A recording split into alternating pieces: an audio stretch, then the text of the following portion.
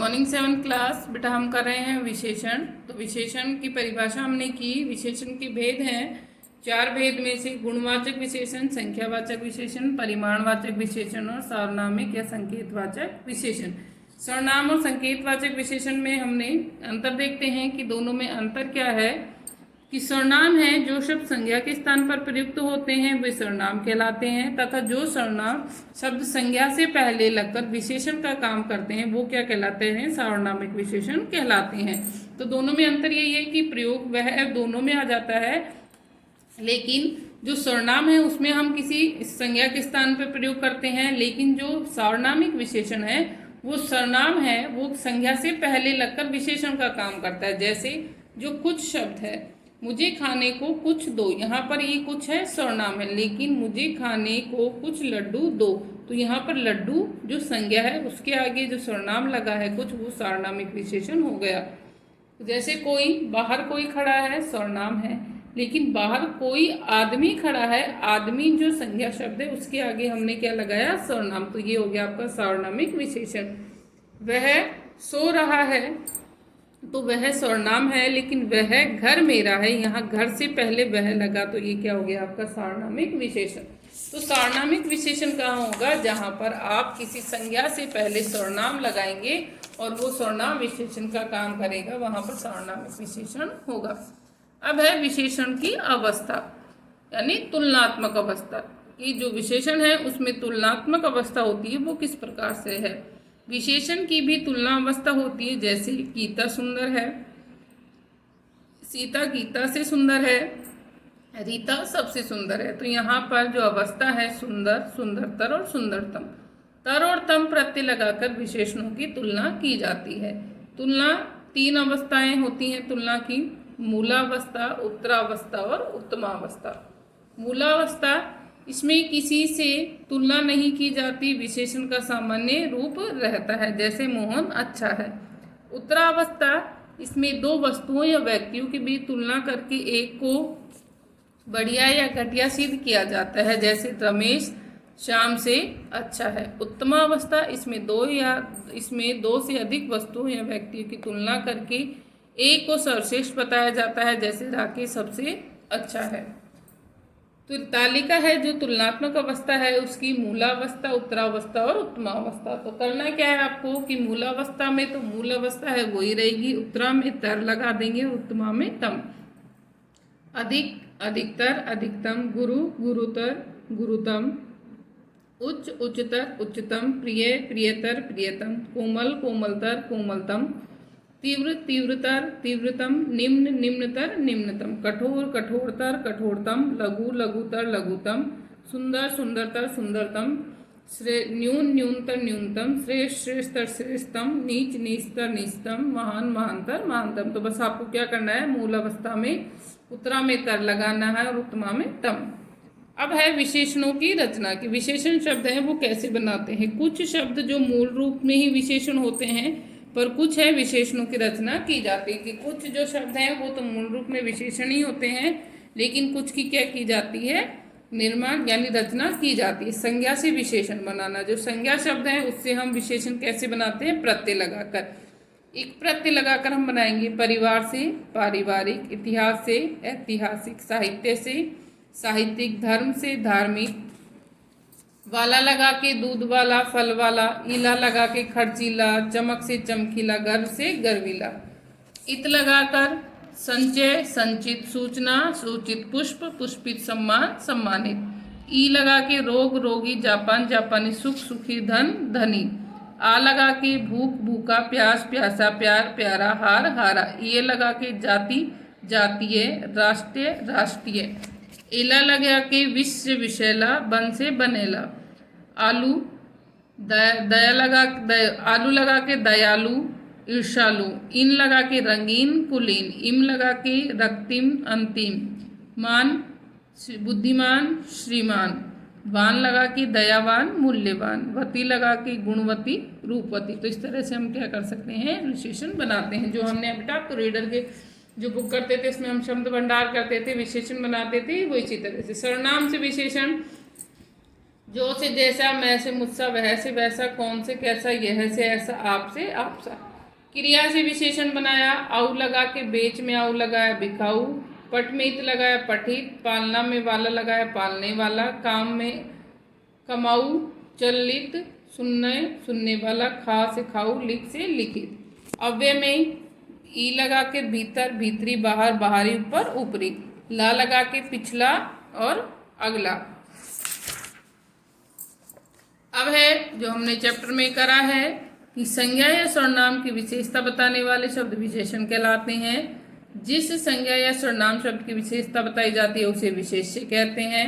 जो विशेषण की विशेषता बताते हैं उसे प्रविशेषण कहते हैं। विशेषण के 4 भेद हैं, गुणवाचक, संख्यावाचक, परिमाणवाचक और सार्वनामिक या संकेतवाचक।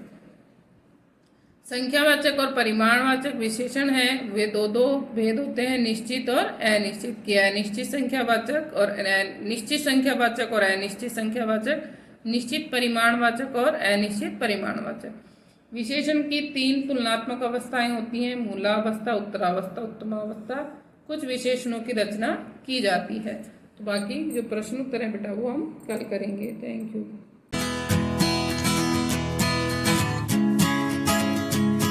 Morning students, welcome to our YouTube classes. This is for class 7. In previous class we have revised our exercise, short question answer and one long question of chapter number 3 of geography, name, earth movements and major landforms. In today's class we do the remaining long question answer. So first our second question is what is a volcano, define its part. कि volcano क्या होता है, इसके parts define करने हैं। Volcanoes are weak point on the surface of the earth that opens up due to pressure from inside. कि volcano वो weak point है अर्थ सरफेस के ऊपर जहाँ पे अंदर से प्रेशर आने के बाद वो ओपन हो जाती हैं। Parts of A volcano, volcano के पार्ट, फर्स्ट है magma chamber, a large underground pool of molten rock below the crust. कि मैग्मा चैम्बर क्या है कि नीचे एक लार्ज पूल है, पिघले हुए जो रॉक्स हैं क्रस्ट के नीचे। सेकंड है went, opening through which magma comes on the surface. कि ये ऐसा ओपनिंग थ्रो है जहाँ से मैग्मा सरफेस के ऊपर आता है। थर्ड है crater, a bowl shape depression at the mouth of volcano. कि वोल्केनो के मुंह के ऊपर एक बाउल शेप में एक कटोरे नुमा जो आकृति होती है उसको कहते हैं। Lava flows, a mass of flowing और मोल्टन लावा। इसके अंदर मोल्टन जो लावा होता है जो ऊपर आके फैलता है उसी को लावा फ्लो बोलते हैं। Third question, what are the types of volcanoes, explain with example. कि वोल्केनो के क्या टाइप्स हैं, एग्जाम्पल के साथ एक्सप्लेन करने हैं। There are 3 types of volcanoes. First है active, they are erupted frequently. ये जल्दी से इरप्ट होते हैं, जल्दी से फूटते हैं। एग्जाम्पल है around the Pacific ocean, Hawaii island. Example क्या है इसके कि पैसिफिक ओशियन के चारों तरफ और हवाई जो आइलैंड है वहाँ पे एक्टिव वोल्केनो है। सेकंड है dormant volcano, they are sleeping volcanoes, they erupted after a long time. ये सुप्त वोल्केनो होते हैं और ये इरप्ट करते हैं एक लंबे समय के बाद। एग्जाम्पल है माउंट वेसुवियस इन इटली, कि इटली के अंदर माउंट वेसुवियस। थर्ड है extinct, they have not erupted in human history. कि ये मानव इतिहास में कभी नहीं फूटे हैं, कभी नहीं निकले हैं। माउंट किलिमंजारो इन अफ्रीका, इसका एग्जाम्पल क्या है, Mount Kilimanjaro in Africa. Next question है what happen in an earthquake. कि अर्थक्वेक के अंदर क्या हैपन होता है। Earthquakes are sudden violent shaking of the ground. कि अर्थक्वेक एक जल्दी से पृथ्वी का हिलना है। दीज वाइब्रेशंस और tremors originate due to disturbances inside the earth. और ये वाइब्रेशन कब ओरिजिनेट होती है, जब अर्थ के अंदर डिस्टर्बेंस पैदा होता है। Tectonic plate movements and volcanic eruptions are the main causes of earthquake. जो टेक्टोनिक प्लेट मूवमेंट है जो वोल्केनिक इरप्शन है वो मेन कॉज है अर्थक्वेक का। नेक्स्ट क्वेश्चन है एक्सप्लेन फॉल्टिंग। फॉल्टिंग को हमें एक्सप्लेन करना है। Faulting refers to the breaking or cracking of old, hard and brittle rocks which led to the formation of cracks or faults in the earth crust. कि earth crust के अंदर किसी चीज़ का टूटना फूटना जो ओल्ड हार्ड और जो ब्रिटल रॉक्स होती हैं, जो कड़ी चट्टानें होती हैं, उनका टूटना फूटना ही क्या कहलाता है? फॉल्टिंग कहलाता है। A faulting usually result in a rift valley और ए ब्लॉक माउंटेन। और जो फॉल्टिंग होती है उसका रिजल्ट या तो रिफ्ट वैली के रूप में होता है या ब्लॉक माउंटेन्स के रूप में होता है। इसके एग्जाम्पल हैं Narmada and Tapi valleys, Vindhya and Satpura ranges. ये इसके एग्जाम्पल हैं कि नर्मदा और ताप्ती नदी की जो वैलीज़ हैं और जो विंध्या और सतपुरा रेंजेस हैं वो ब्लॉक माउंटेन के एग्जाम्पल हैं। Now we do the exercise of chapter number 5. First, fill in the blanks, and first fill up is the dash is only planet in solar system known to sustain life. कि जहाँ पे जीवन संभव है वो एक अकेला प्लैनेट है, तो आंसर है अर्थ, EARTH। अर्थ वो एक मात्र ऐसा प्लैनेट है जिसके ऊपर जीवन संभव है। The presence of air, water and land makes it possible for life to exist on earth. कि अर्थ के ऊपर जीवन जीने के लिए वाटर, लैंड और एयर की ज़रूरत होती है। The third is the dash is the atmosphere is ATMOSPHERE। Atmosphere is a mixture of various gases and is held in place by Earth's gravitational forces। कि जो एटमॉस्फेयर है वो मिक्सर है बहुत सारी गैसों का और अर्थ ने इनको अपने गुरुत्वाकर्षण बल के द्वारा बांधा हुआ है। फोर्थ है the atmosphere is a dash of different components, तो mixture of different components. Fifth है the atmosphere is divided into, कि एटमॉस्फेयर डिवाइडेड है 5 लेयर्स में। कितनी लेयर्स में बटा हुआ है? 5 लेयर्स में। Now we do the true false of this chapter. First, troposphere is the lowest layer and it present just above the surface of the earth. कि ट्रोपोस्फेयर जो सबसे लोवेस्ट लेयर है और ये अर्थ सरफेस के just above है, just ऊपर है, तो this is true. Second, the boundary where the troposphere and stratosphere starts is known as tropopause. की जो बाउंड्री है ट्रोपोस्फेयर की जहाँ पे ख़त्म होती है और स्ट्रेटोस्फेयर जहाँ पे स्टार्ट होता है उसके बीच में टोपोपोज है, तो this is also true. Third, the stratopause separates the upper stratosphere from the mesosphere. कि जो स्ट्रेटोपोज है वो सेपरेट करता है अपर स्ट्रेटोस्फेयर को मीसोस्फेयर से, तो ये भी ट्रू है। द मिडिल लेयर और mesosphere lies above the stratosphere and extend from the mesopause. की जो मिडिल लेयर है मेसोस्फेयर वो स्ट्रेटोस्फेयर से स्टार्ट होती है और मीसोपोज पे ख़त्म होती है, this is also true. The thermosphere lies above the mesosphere, और जो थर्मोस्फेयर है वो मीसोस्फेयर के ऊपर लाई करता है, तो this is also true. Now we do the give one word of this chapter.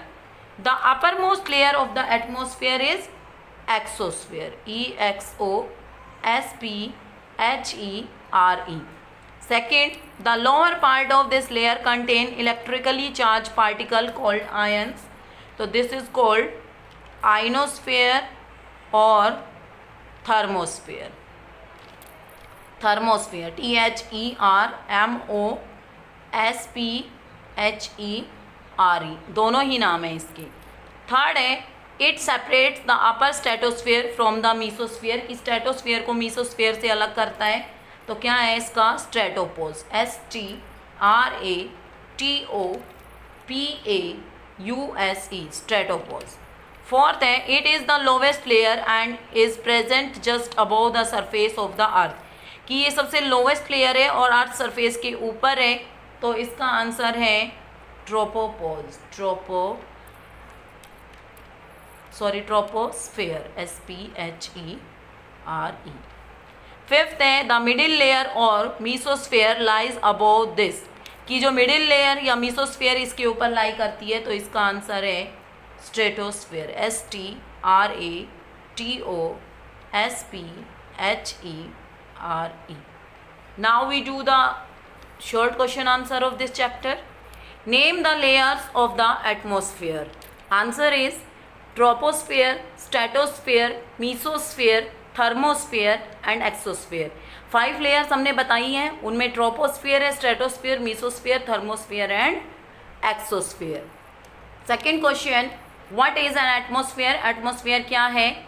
The envelope of air around the earth is called atmosphere. कि जो एनवेलप है एयर का हमारे चारों तरफ, उसको एटमोस्फियर बोलते हैं। It is mixture of gases, water vapours and dust particle. और ये मिक्सचर है गैसेज का, वाटर वेपर्स का और डस्ट पार्टिकल्स का। Third question, what does the ionosphere contain? कि आयनोस्फेयर क्या कंटेन करके रखती है? The ionosphere contains electrically charge particles called ions. की आयनोस्फेयर इलेक्ट्रिकली चार्ज पार्टिकल होते हैं इसके अंदर, जिनको आयन्स बोलते हैं। Fourth is, what does the atmosphere contain? कि एटमोस्फेयर क्या कंटेन करता है? The atmosphere contains different gases, water vapour, dust particles. Fifth question, name the gases present in the atmosphere. कि एटमोस्फेयर के अंदर कौन कौन सी गैसें प्रेजेंट हैं? Answer is nitrogen 78%, oxygen 21%, argon 0.9% and other gases 0.03%। Sixth question, how many layers does the atmosphere have? कि atmosphere में कितनी लेयर्स हैं? तो 5 main layers. I hope students you understand the short question answer and exercise of this chapter very well.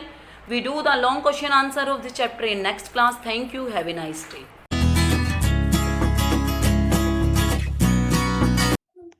Good morning dear 7th class students. So let's start today's class. Chapter first, mental maths. आज हम mental maths start करेंगे. Review exercise हमारी सबकी complete हो चुकी है सारे chapters की. हमारे सिलेबस में चैप्टर है 1, 2, 3, 4, 5, 6, 13 एंड 14 चैप्टर. ये सारे चैप्टर्स हमारे कंप्लीट हो चुके हैं विद रिव्यू एक्सरसाइज. अब आज हम करेंगे चैप्टर फर्स्ट का मेंटल मैथ्स. हम स्टार्ट कर रहे हैं. तो हमारा जो फर्स्ट क्वेश्चन है, द सक्सेसर ऑफ -91 इज. अब देखो सक्सेसर हमें बताना है. सक्सेसर क्या होता है कि एक उसमें 1 प्लस करना. तो इसका सक्सेसर क्या हो जाएगा? -91 में आप 1 प्लस करोगे तो क्या आएगा? -91 प्लस 1 करोगे तो क्या आंसर आएगा? -90. इट मीन सक्सेसर क्या आ गया? -91 का -90 इसका सक्सेसर हो गया है हमारा. ठीक है. सेकंड क्वेश्चन है -37 -15 -2. अब इसको चलो सोल्व कर लेते हैं. सेकंड क्वेश्चन हमारे पास -37 -15 -2 इज इक्वल्स टू. अब देखो -37 माइनस प्लस 15 माइनस में 2 है हमारे पास. तो 37 में 2 ऐड कर देंगे कितना हो जाएगा? माइनस का 39 हो जाएगा प्लस 15. अब प्लस माइनस क्या होता है? माइनस हो जाता है तो इसका हमें डिफरेंस करना है. 9 में से 5 लेस करेंगे 4 हो जाएगा और 3 में से 1 गया 2 हो जाएगा. तो आंसर क्या आ जाएगा? -24 आ गया है. तो देखो अब हमने इसको सिंप्लीफाई किया है. सिंप्लीफाई करके हमारा आंसर कितना आ गया है? -24. एक बार रिपीट कर लेते. देखो क्वेश्चन है -37 माइनस ब्रैकेट -15 -2 है हमारे पास क्वेश्चन. -37 माइनस हो गया प्लस ये -2. तो -37 और -2 को मैंने ऐड कर दिया क्योंकि ये दोनों के दोनों क्या है? हमारे नेगेटिव है. तो -37 -2 मिलके बन गया -39 और प्लस 15 है. तो 39 में और 15 का डिफरेंस आ गया -24. तो आंसर क्या आएगा इसका?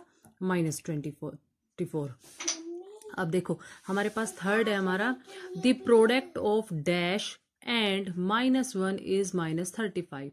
अब देखो क्वेश्चन में देखो इस तरह से कहा गया है. थर्ड क्वेश्चन में क्या मल्टीप्लाई करें -1 के साथ कि रिजल्ट में हमें -35 मिल जाए. अब आप खुद सोचो, अगर मैं 35 को मल्टीप्लाई -1 से करूंगी तो आंसर क्या मिलेगा मुझे? 35. -35 हमारा रिजल्ट आएगा. तो इट मीन्स हमारा जो ये ब्लैंक है इसमें क्या आएगा? 35 हमारा आंसर आ जाएगा. अब देखो फोर्थ क्वेश्चन है हमारे पास, -85 + 12 is equals to dash plus -85. तो यहाँ पे ब्लैंक में क्या आना चाहिए? हमारी कम्यूटेटिव प्रॉपर्टी नजर आ रही है हमें. तो यहाँ -85 है, यहाँ 12 है, तो यहाँ क्या होना चाहिए? डैश प्लस -85 है. तो यहाँ भी क्या आ जाएगा? हमारा 12 ही आ जाएगा. तो इसका आंसर क्या हो जाएगा? 12. अब देखो नेक्स्ट क्वेश्चन नंबर 5 है हमारा, 18 डिवाइडेड बाय -18 + 63 डिवाइडेड -7. अब देखो इसको सोल्व कर लेते हैं हम. फोर्थ क्वेश्चन को, सॉरी फिफ्थ क्वेश्चन है हमारे पास ये. 18 is divided by -18 plus 63 divided by -7। ये हमारे पास क्वेश्चन है। अब 18 से 18 को डिवाइड किया हमने, 18 से 18 को डिवाइड किया, माइनस को, प्लस 63 को हमने -7 से डिवाइड करवा दिया। तो ये तो आ जाएगा हमारे पास -1, और यहाँ पे देखो +7, 9 या 63 होता है, तो यहाँ पे आ जाएगा -9। ठीक है, -1 है, प्लस माइनस माइनस हो जाएगा, तो इसको हम राइट करेंगे -1 -9। माइनस का 1 है और -9 है। जब हमारे साइन सेम होते हैं तो हम क्या कर देते हैं, हम उनको ऐड कर देते हैं। तो -1 -9 विल मेक्स -10। तो आंसर क्या आ जाएगा इसका, -10। तो एक बार रिपीट कर लेते हैं।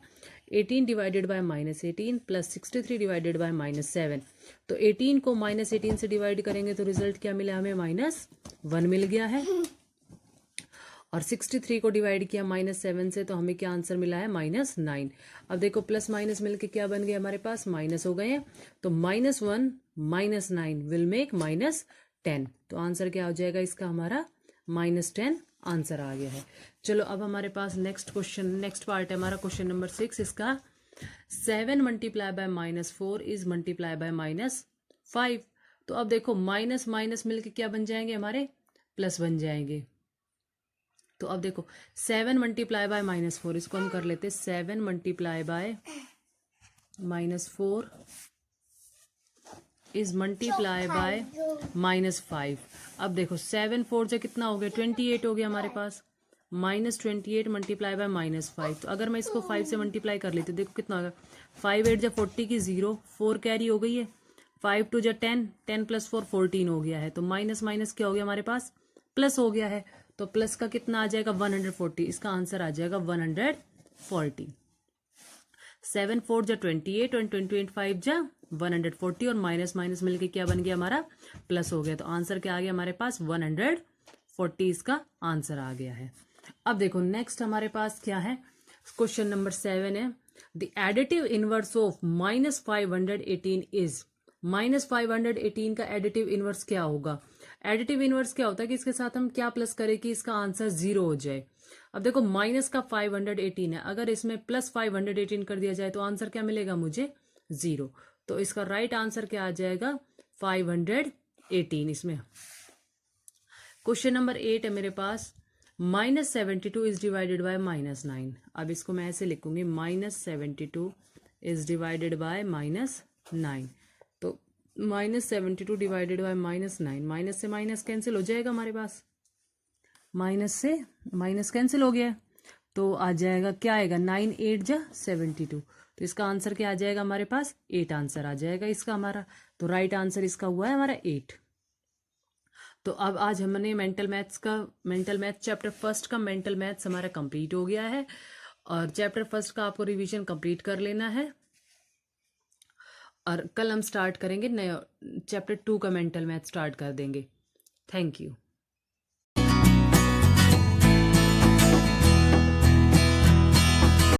A very nice morning to all my dear student of class 7th. This is Vinita ma'am, your science teacher, teaching in MLP School Rajpura.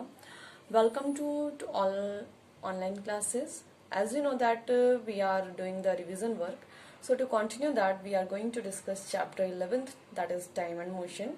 Today we will discuss long question answer of this chapter. So let's start student today's class. Today we are going to discuss the long question answers, and in our previous video we have done it up to short question.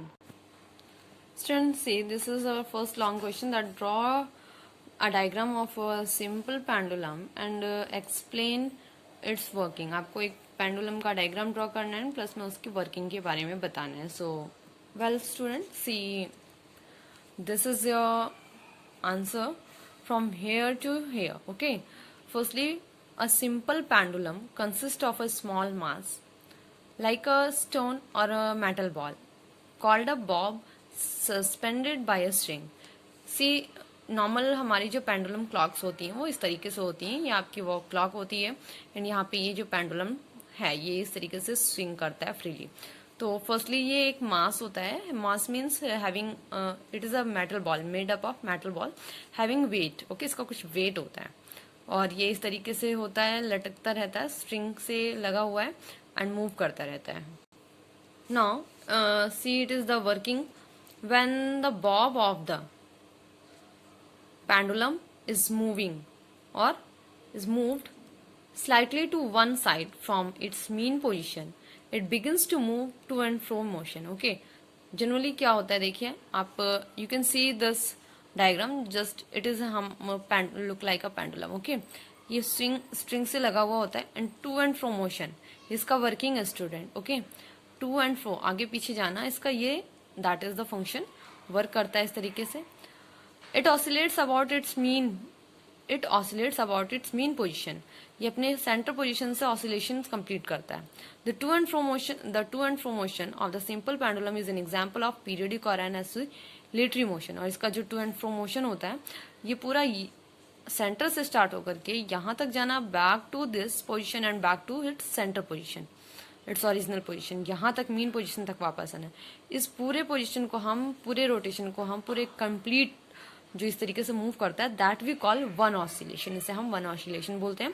And through this working you have to draw this diagram. Okay, ये diagram आपको draw करना है. That was your answer. Now see student, this is your question number 2. A car moves at a speed of 40 kilometre per hour. एक car 40 kilometre per hour की speed से move करती है for 15 minutes 15 minute के लिए. And then at a speed of 60 km per hour, 60 km per hour की speed से for next 15 minutes, 15 minutes move करने के बाद नेक्स्ट 15 मिनट्स के लिए जो उसकी स्पीड होती है it is 60 km per hour. Calculate total distance travel by a car. आपको एक टोटल डिस्टेंस को ट्रैवल जो कर रही है कार को उसको कंप्लीट करना है. ओके, फर्स्टली क्या था इसका टोटल जो था टाइम जो लगा वो आपका हाफ एन आवर हो गया. बट हमें डिफरेंट मतलब सेपरेट कैलकुलेशन करनी है. सो गिवन क्या है हमारे पास, speed of car 40 kilometre per hour. We are calculating it for the first equation. Okay, time 15 minutes. Time देखिए यहाँ पे किलोमीटर पर आवर में मेंशन है. So we convert the 15 minutes into hour. Okay, then 15 minute divided by 60 it is equal to 0.25. ठीक है, because 60 को मतलब इसलिए कि आपको पता है, you know very well, minutes को हमने आवर में कन्वर्ट करना था. So that's why we divided it by 60 and we got 0.25 hour. Next our formula is distance. Formula is speed into time. You know speed into time. When we multiply 40 was the speed and time is 0.25. when we multiply the both we get 3 times 0. Now we are going to put this decimal here because we count it from the back side 1 2 2. After 2 digit we would put the decimal here. We get 10 kilometer. This was our first equation. Now second one is speed of car. same इसी तरीके से calculation करनी है. 60 km per hour. time is 15 minute. 15 divided by 60 we get 0.25 hours. Okay, now the same distance is speed into time. when we multiply 60 with 0.25 we get 15.005. Half point हमने कैसे calculate किया, 1 2 after 2 digit we put the decimal, तो then we get 15 kilometre first and second. Now we are going to total this. Okay, sum up करने के बाद so the total distance travelled, हमें total distance ही निकालना था. Now so total distance travelled हमने क्या किया, 10 plus 15 both we added. now we get 25 kilometer. so what is the total answer we get, that is the 25 kilometer. so the distance traveled by the car was 25 kilometer. it means उसने 25 kilometer आधे घंटे में travel किया. so that's all. this is our second question that we have completed. now move to the fourth one. Student, firstly we will do the fourth question, that is you have to define the following terms. uniform motion. okay, see this is an if an object cover equal distance in equal interval of time its motion is called uniform motion. equal distance होना चाहिए, equal interval of time होना चाहिए, then it would be the uniform motion. already मैंने आपको बताया, because यहाँ पे देखिए equal distance में अगर हम इसको calculate करेंगे तो like this. okay, so point after plotting the point on this graph we get a straight line, so that's why it is uniform motions time graph. so graph showing uniform motion always straight line. now this is a non-uniform. if an object covers unequal distance in equal interval of time its motion is called non-uniform. unequal distance होगा और equal interval of time होगा, so it would be the non-uniform motion.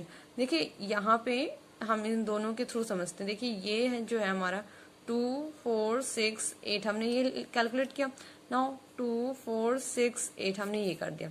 अब ये plotting हमने की graph पे, तो ये तो 2 पर आया, ठीक है। ये भी हमारा, ये तो यहाँ पे 4 पे है बट ये हमारा 3 पे है। तो इस तरीके से जब आप ग्राफ की प्लॉटिंग करेंगे then you get a curve path, आप कह सकते हो। So that is why it is non uniform motion. इसमें equal distance, sorry unequal distance है और इक्वल इंटरवल ऑफ टाइम होगा। तो टाइम इंटरवल तो सही होगा लेकिन डिस्टेंस हमारा कम ज्यादा होता है। So that's why it is. Now this is your question number 3 student. A car start from the rest से स्टार्ट कर 20 मीटर तक गई है। तो हमने क्या करना है, ये इस तरीके से एक टेबल फॉर्म करनी है आपको। टाइम में 0 1 2 3 4 5 6 8 9 10 up to 10 you have to put it. Now distance 20 40 60 80 हमने इस तरीके से कर लिया। Now this is your time graph that you have to draw. You have to mention distance on this side and on the put it x-axis or y-axis, ठीक है। After on putting x-axis और y-axis के through हम इसमें plotting कर लेंगे ये numbers 1 2 3 4 5 6 7 8 9 10 and ये जो हमने उस अपर टेबल में हमने किया था, सो इस तरीके से यहाँ पे नंबरिंग कर लेंगे। नाउ आफ्टर देखिए क्या है, 0.1 पे 20 है, 1 पे 20 किया, 2 पे 40 किया, 3 पे 60, 4 पे 80, इस तरीके से हम प्लॉटिंग करते जाएंगे। And after joining all the dots, okay, after plotting we get a straight line. So that's why we can say that this shows the uniform motion, okay। तो straight line होती है uniform motion में। So student, we have done our today's session class content. That's all for today. See again how you have to write. That's all for today. Take care. Goodbye.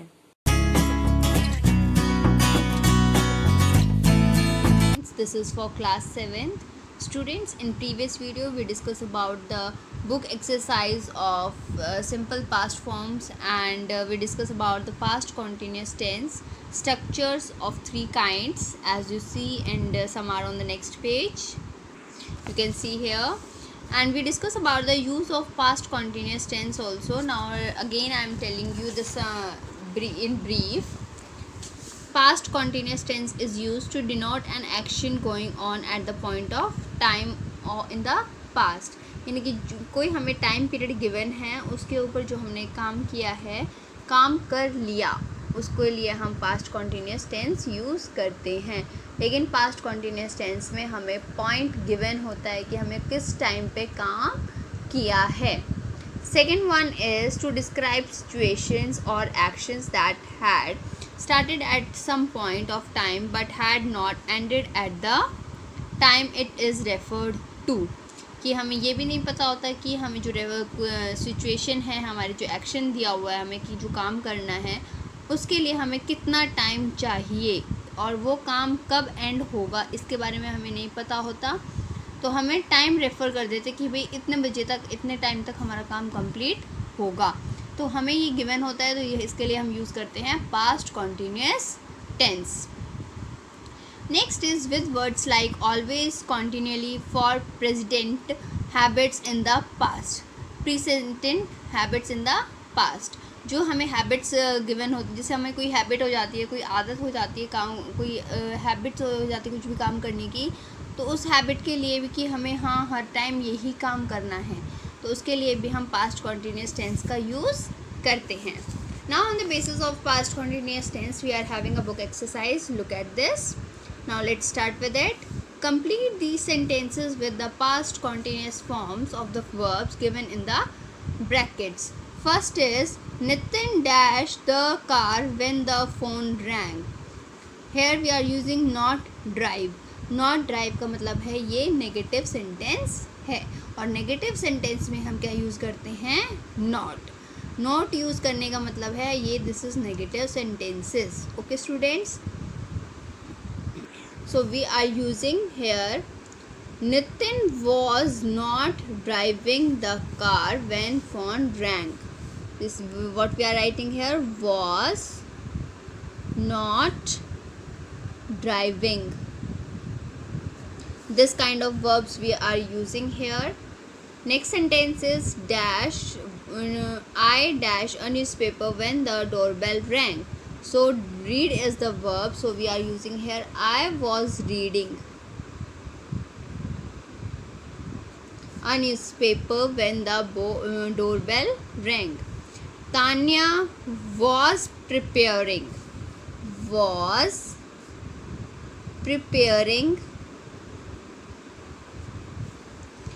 for her French test when mother decided to bake a pineapple cake and butter biscuits. Prepare is the verb given in the bracket. Students, आपको ये ध्यान रखना है, was हम singular के साथ use करते हैं और प्लूरल के साथ हम यूज़ करते हैं were. Okay, WERE, were. Next sentence is dash Sunil dash for the concert when Rohan arrived. This sentence is interrogative. Interrogative sentence में हम क्या करते हैं, helping verb से start करते हैं sentence और end करते हैं question mark से. Question mark से आप identify कर सकते हैं कि ये this sentence is interrogative sentence. Was Sunil leaving? Okay students, Rima and Tina, यहाँ पे हम हमने दो नाउन के बारे में बात की, दो हैं ये, तो इनके साथ कब क्या यूज़ करेंगे, were, because they are plural. Were playing, ing is the common in all the words because this is the rule. We are going to use first form of the verb के साथ क्या use करेंगे, ing. Playing badminton between 5 and 6 p.m. Sariba was helping the injured puppy on the road when the car hit it. Okay, now we completed with the book exercise which is based on past continuous tense. Now let's start with the next topic, that is past perfect tense. अब past perfect tense के scenario को देखेंगे, structures को देखेंगे. First is affirmative और positive sentences. Positive और affirmative sentences के साथ यूज़ करेंगे हम subject plus had plus past participle form of the verb plus object. Past participle form of the verb means second form of the verb. Second is for negative sentences. Negative sentences में same structure होगा, बस इसमें हम क्या put कर देंगे, not, जो हम पढ़ते हुए आ रहे हैं. Not is the compulsory in the negative sentences.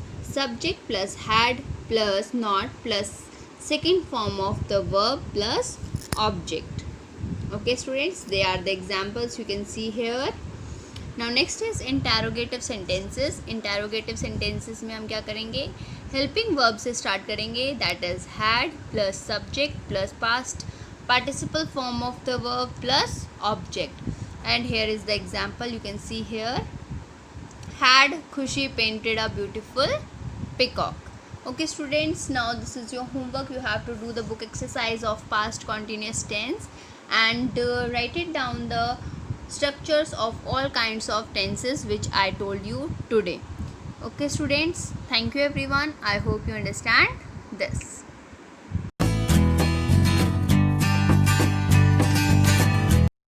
Good morning student, welcome to online class. This is Cyrus from MLP International School Rajpura. Student for class 7th, we are just doing the chapter 9. So in this regard, let us continue further.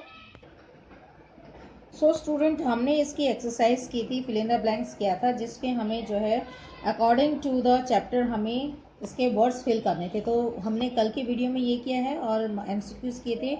आज हम देखते हैं कि sharp your vocabulary, अपने vocabulary को कैसे आप sharp करेंगे. तो क्या है इसका, choose the correct words and complete the sentences.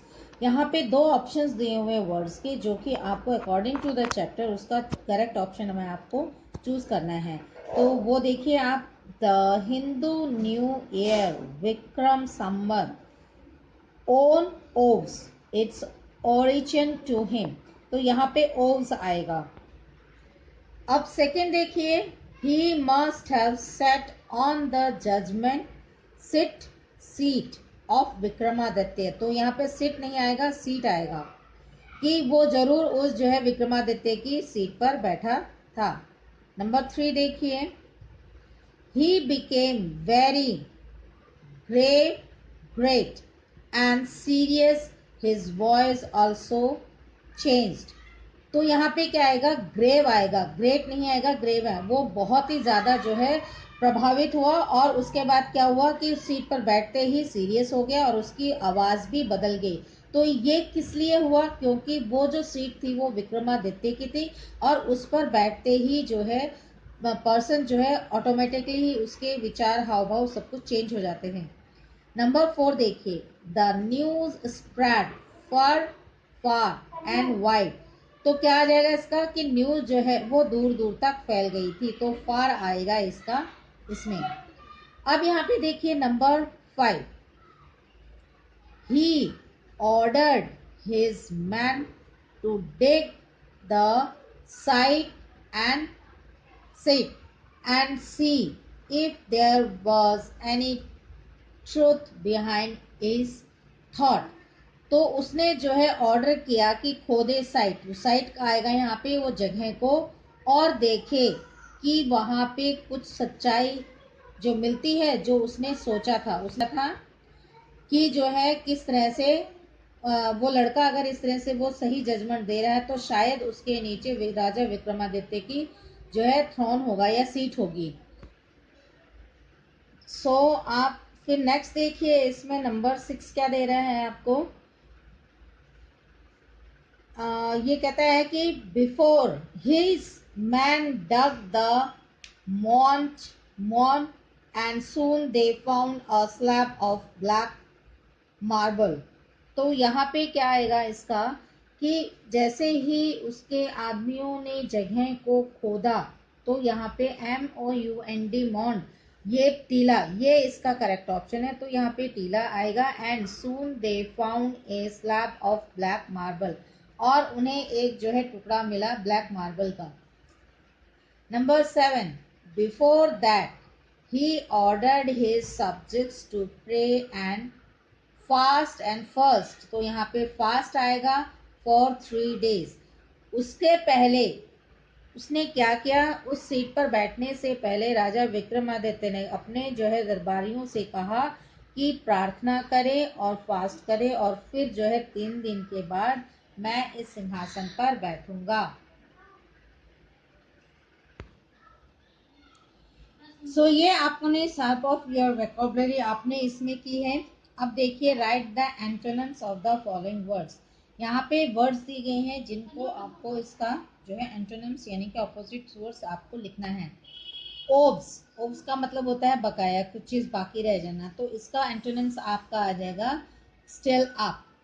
अब कवर्ड का मतलब है कि कोई चीज़ आपने कवर की है। कवर का आ जाएगा आपका ऑपोजिट वर्ड रिविल। अब उसी तरह से नंबर 3 आपका जो है ये डिस्ट्रीब्यूट्स है। डिस्ट्रीब्यूट्स का मतलब होता है, नाउ 3 है आपका डिस्ट्रीब्यूट्स। डिस्ट्रीब्यूट्स का मतलब होता है कि कोई चीज़ मनगढ़ंत करना, तो एग्रीमेंट, तो इसका पक्की चीज़ हो जाएगी। नंबर 4 का है एग्री। एग्री यानी कि मानना। रिजेक्ट, रिजेक्ट का मतलब उसको चीज़ को मना कर देना। अब 5 है जो है सेटिस्फैक्शन, यानी कि किसी चीज़ की संतुष्टि होना, तो डिससेटिस्फैक्शन असंतुष्ट होना।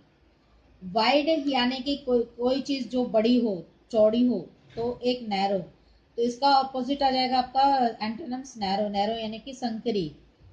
उसी तरह अब 7 देखिए, ये है गैदर्ड। गैदर्ड का मतलब किसी चीज़ को इकट्ठा करना। फिर यह है स्कैटर यानी कि किसी चीज़ को अलग अलग कर देना। तो ये चीज़ें आपका इसलिए जो है आज का वीडियो आपका यहीं तक है।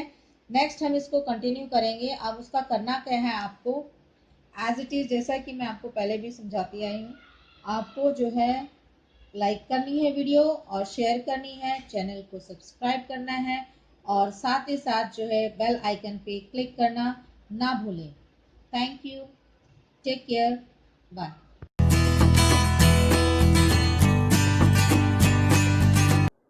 Student, today's session I Priyanka ma'am tell you some daily usage sentence, that is the topic of GK and conversation. Okay, so let's start. और फर्स्ट सेंटेंस इज क्या इससे कोई फ़र्क पड़ता है, does it make any difference. Difference होता है किस चीज़ में, अंतर मीन्स, तो इसमें क्या कोई इससे फ़र्क पड़ता है। नाउ नेक्स्ट सेंटेंस इज तुम्हें दिल्ली कैसी लगी, how did you find Delhi.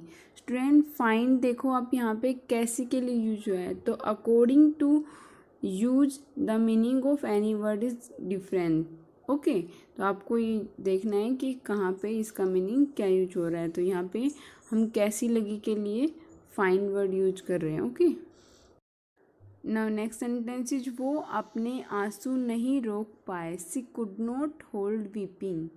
Weeping का मतलब होता है रोना या आंसू बहाना, तो she could not hold weeping. Okay, now next sentence is वो अपनी हंसी रोक नहीं पाई, she could not hold laughing.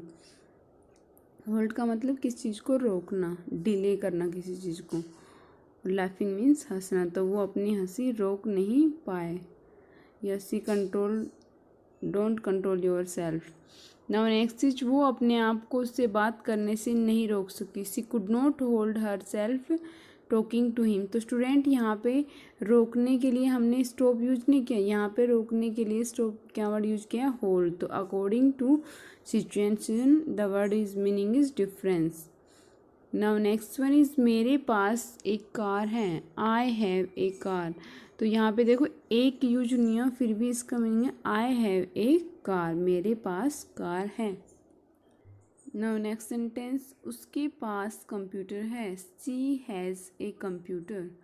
Now next one is छोड़ने या बात ख़त्म करो या फिर भूल जाओ। तो इसके लिए इन तीनों के लिए हम अलग अलग वर्ड यूज करते हैं। लेट इट बी, इसको छोड़ने में, बात ख़त्म करो, फॉरगेटिंग मीन्स इसको भूल जाओ, या लीव इट। हम तीनों वर्ड के लिए इनमें से कोई भी यूज कर सकते हैं। Okay, now next one is उसकी तबीयत ठीक नहीं है, ही इज अनवेल।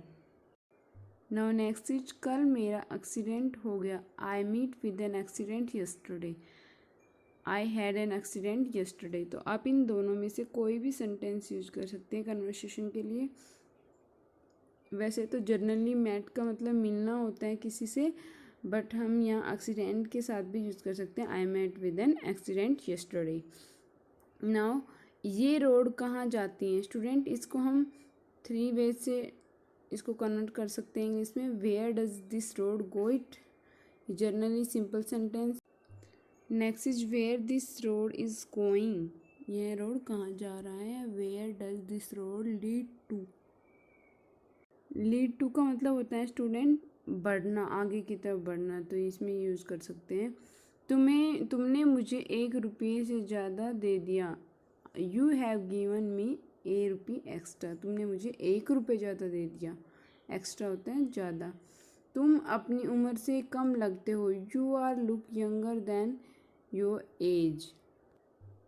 तो स्टूडेंट यंगर का मतलब होता है छोटा। नाउ नेक्स्ट वन इज वो अपनी उम्र से ज़्यादा लग रहा है, तो इसमें ओल्ड यूज हुए हैं ज़्यादा के लिए, और यंगर होता है छोटे के लिए। ठीक है, मुझे बुखार सा लग रहा है, I am feeling feverish. Feverish का फीवर का मतलब होता है बुखार, और लग रहा है means feverish.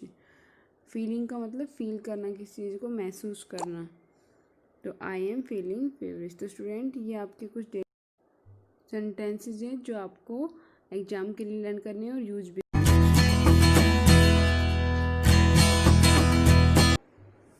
Student, today's session I Priyanka ma'am teach you subject computer, and today's I revise some MS Office based questions. So let's start.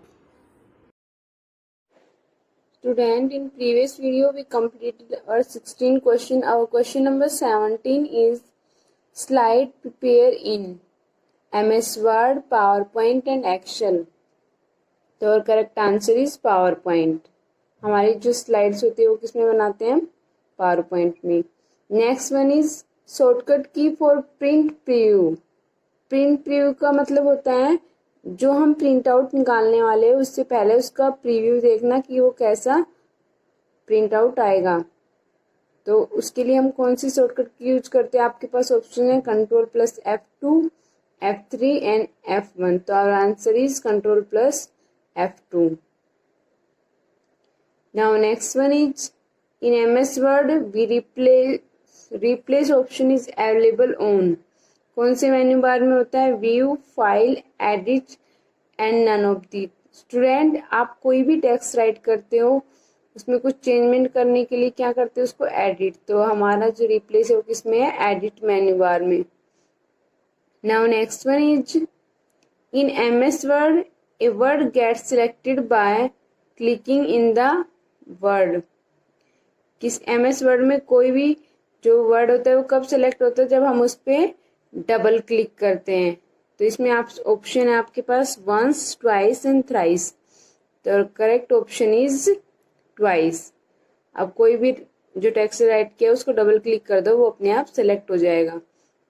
Means और answer is B, twice.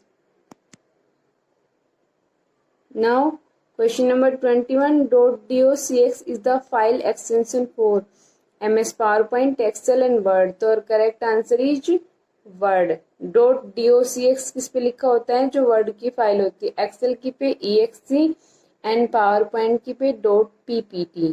Okay, तो स्टूडेंट ये question बहुत important है. इससे आपको ये पता चल जाता कि ये जो फाइल आपको गिवन है वो कौन से सॉफ्टवेयर की है? पावर पॉइंट की है, एक्सेल की है या MS वर्ड की है. Now question number 22. If you want to go to end page of you have to press. अगर आपको किसी भी फाइल के एंड पेज पे जाना है तो आप कौन से ऑप्शन का यूज करेंगे? End, control plus home and none of the. तो our answer is only end. A option is correct. Now next one is for print. Select the menu is edit, print, file and none of these. Student, कोई भी जो आपने file write की है उसको print out के लिए या उसको सेलेक्ट करने के लिए आपके पास कौन से ऑप्शंस में क्लिक करते हुए?